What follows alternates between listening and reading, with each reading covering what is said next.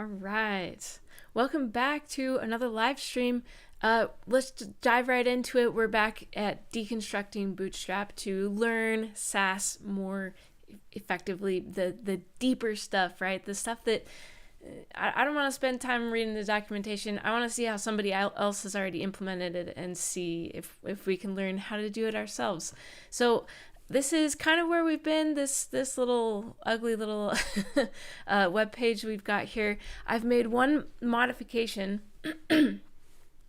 and what I've done is I've taken a media query from Bootstrap, and we're changing the background color when it gets to the small range, the mobile device range, right? So when I get a little bit past, I think it's like 572, somewhere around there. Nope.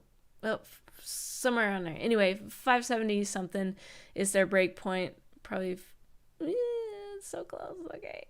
Okay, whatever. As soon as it gets below that, then it's going to ignore the style, but as soon as it gets above that, it's going to add in the style. So let's take a look at what that looks like. This is what we had written last time. But if we look at this is kind of, I found this article that opened my eyes to how we really should be using Bootstrap. And if I find it, I'll put it in the link below, in the description below. But it was really revolutionary to me to think, like, stop using the Bootstrap classes, because those are great for prototyping.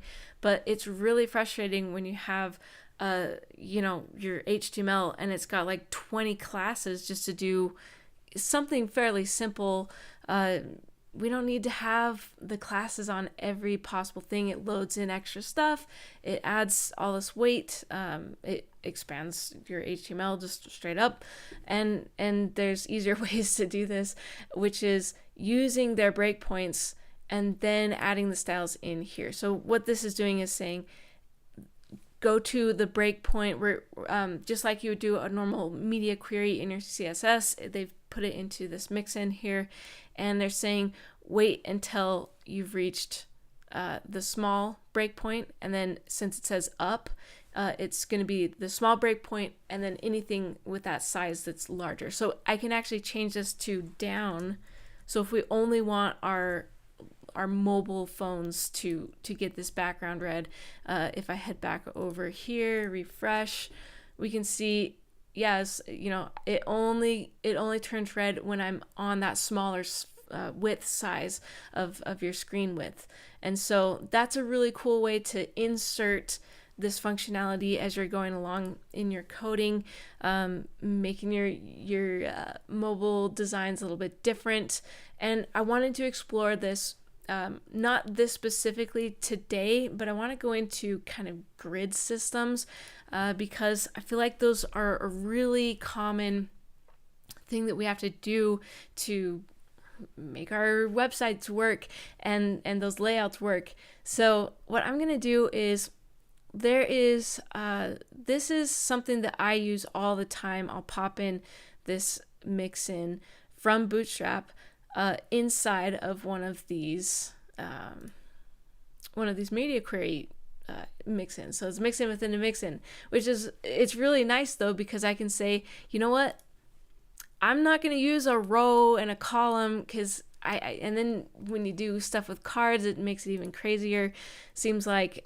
So I'm actually going to build as lean of HTML structure as I can, and then use these mixins in the back to help create that flow, the structure that I'm looking for, visually, right? So I'm not going to do a row and then do something else to make sure that the cards work correctly. Let's just turn this into a grid unto itself, right? And that's why I'm not going to just use the Bootstrap ones, because I could just throw in the Bootstrap, like make the column, however many columns I want. Let's do this in CSS Grid, which I am still learning as well, so I'm sure there will be mistakes, but let's just try this out.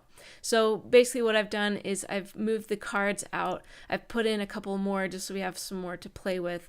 And then I want to do like a 3 by 3 or a 3 column grid.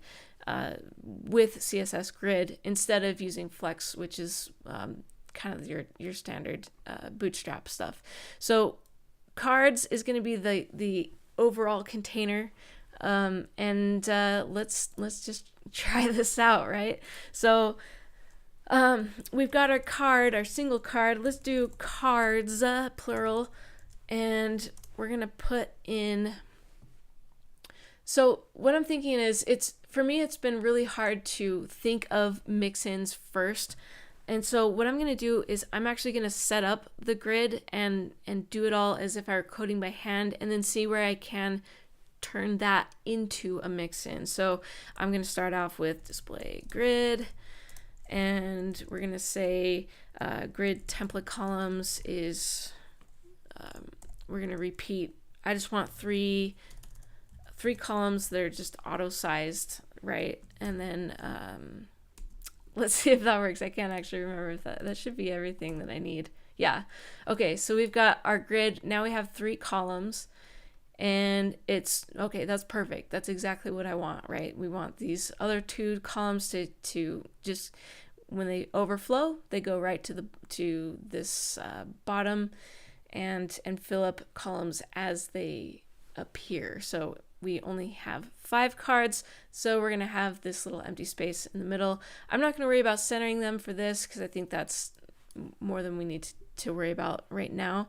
But if we go back here, so what if this card's changes? So what if I want it to be,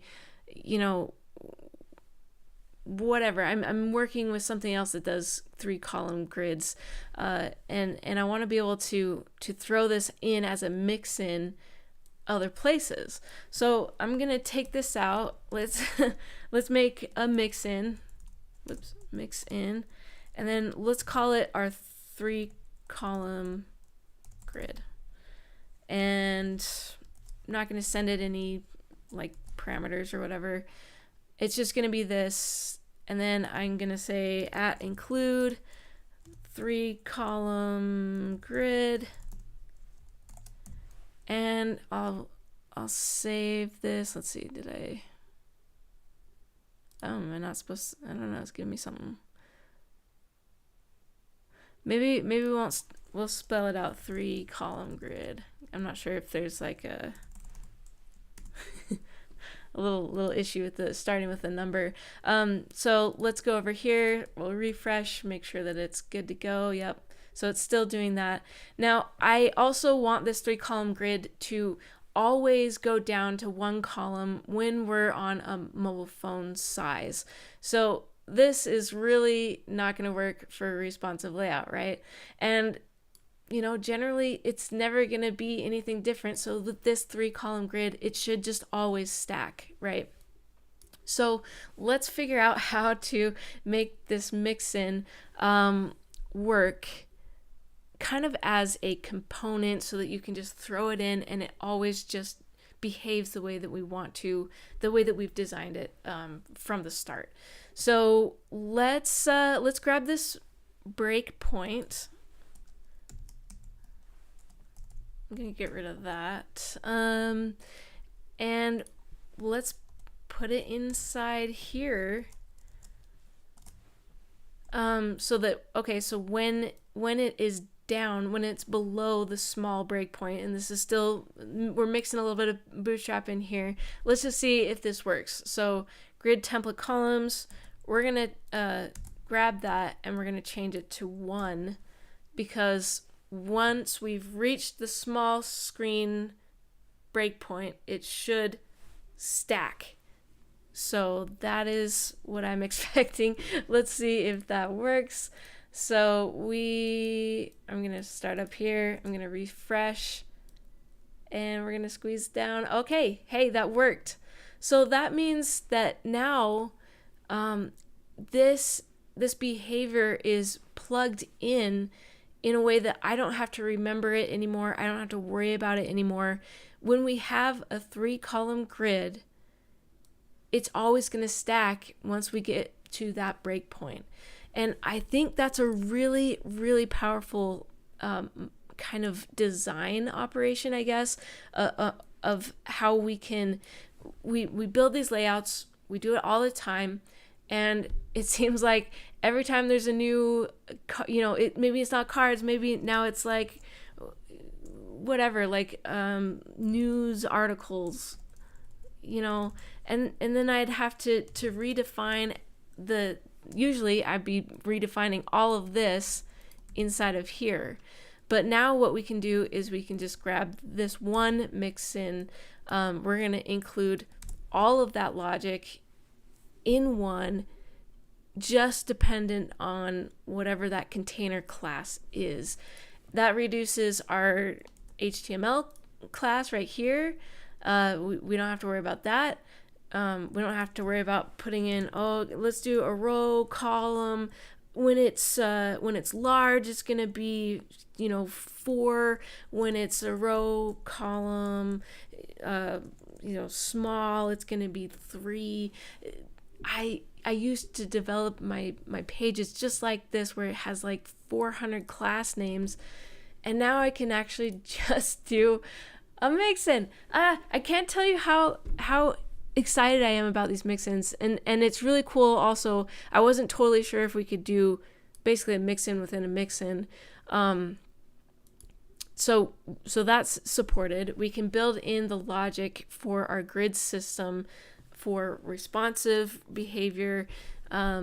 Let's just take a look here at what else they've done. They've done like the offsets, the row columns. There you go. That's kind of what I was just doing with those classes.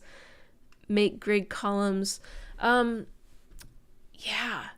Oh, and the other cool thing I saw was, okay, so we can do if else's, and just as to kind of wrap up from last week, I had been wondering about this contrast thing. So let's just take a second. I believe you can also call this true or false, and so we could do, let's see, because I was wondering about, how would I, oh yeah, I think it was this. Okay, so let's try this out just really fast, because I know that was a kind of an loose end from last time, right? So I'm gonna save this, and let's pop over and see if this black box here stays black. It does. I've refreshed. That is awesome. So yeah, you can actually now. I looked at the Sass documentation. It looked like you could do, true, false, null. So that opens up some more opportunities for us to come up with these conditionals where we want contrast, maybe we don't. Okay, so anyway, back to the grids. This is really exciting for me. I think the hardest part now is going to be coming up with the naming system of how are we going to name our layouts. So is it going to be based on the columns? Is it going to be, you can do really complicated things, layouts with grid where, certain things span a certain amount of columns. Maybe they're a little asymmetrical, that kind of a thing. So I think that's going to be the biggest challenge at this point. And the cool part too, again, is I think identifying these groups of repeated, oft repeated styles and grouping them up and saying, you know what, now you are your own little component. I'm going to use this component at various points. And again, it really does clean up our HTML so that it's like super clean. Hey, this is the cards. This is where the cards go. This is a single card. And then it lays out the way that we want it to. And maybe that does vary page by page. Maybe you do need these extra classes. Maybe you change this to, maybe the news articles are a 2-column grid. But now we have this awesome superpower of being able to say, hey, throw this in. We're not only just going to give you the styles, we're going to give you the behavior of the responsive logic. I'm so excited for this. So hopefully that will help you in your work next week. And yeah, enjoy the holidays. And we will see you